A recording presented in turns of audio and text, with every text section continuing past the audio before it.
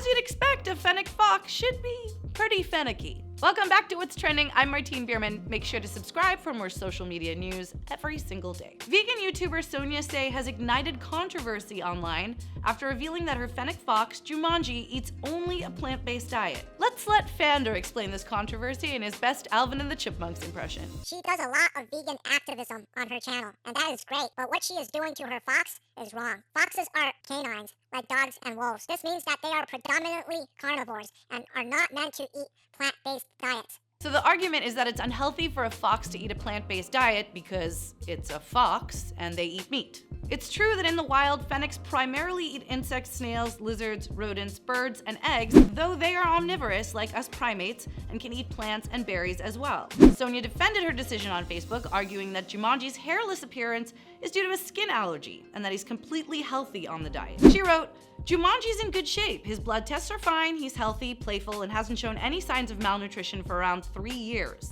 In addition to the vegan diet, she provides Jumanji with taurine and lysine supplements, so he'll get all the nutrients he would typically get from raw meat." She says all this despite posting pictures online of Jumanji appearing to many to be malnourished. And online resources emphasize that a Fennec Fox's diet should most closely resemble a cat's. That is at least 90% meat.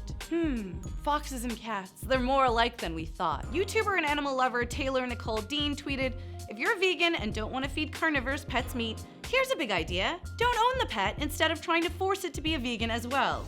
Well said, Taylor Nicole Dean. And while we're on it, if you're a vegan, don't you not want to be about animal captivity in the first place? Never mind, if you had a cat, that would be, fine, and I guess that's what people do, but a fox? A wild animal? Really? It's okay with you? Potion Seller says, "I apologize as a vegan for Sonia Sae's actions. Please do not let this serve as a reflection of all vegans. It's actually more vegan to support your animals with its rightful and appropriate diet than to try and force a death sentence on them." In all honesty, I kind of think anybody that comes into contact with Sonia is given her thoughts and opinions on veganism no matter what. So, fox, cat, dog, cousin, sister, entire YouTube population, we're all gonna hear it from Sonia no matter what. She's also being criticized for having a pet fox in the first place, as the fennec is native to North Africa and the Arabian Peninsula. Seashelled is defending Sonia from critics on Twitter, arguing that she rescued Jumanji from a bad breeding situation. Listen, I'm not part of a zoo nor am I a zoologist, but it's my understanding that if you rescue a wild animal from a bad situation, you then take it somewhere to be rehabilitated so it can potentially be set free in the wild, so it can run with its kind. Or you take it somewhere where it has some other animals that are like it, so it can live a wonderful life with other foxes that it knows. You don't keep it in your home and domesticate a wild animal and then deprive it of meats.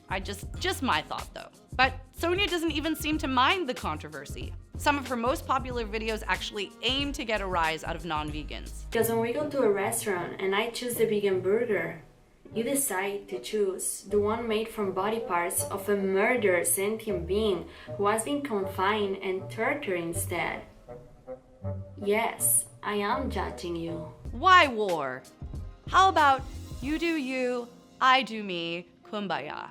And regardless of whether or not Jumanji's diet is healthy, it's hard to rationalize the sheer number of abusive comments hurled at Sonia online. Sonia even has a video focusing on the bullying and death threats she's received on account of her veganism. This is psychological abuse, and it's really shocking that it's so widely accepted. I have plenty of people in my life who stand for veganism, and I completely applaud that life choice, 100%, and I personally am omnivorous. But I think that Sonia's way of going about it is very high and mighty, which might rub people the wrong way. But that doesn't give people the right to put death threats out there no matter who you are or what you're saying. Hate only begets more hate. So maybe throw some love at Sonia, teach her some valuable things, say some nice things to her. Maybe she'll chill out a little bit on the whole veganism thing. And all that being said, I will say she is being a little bit extra right here.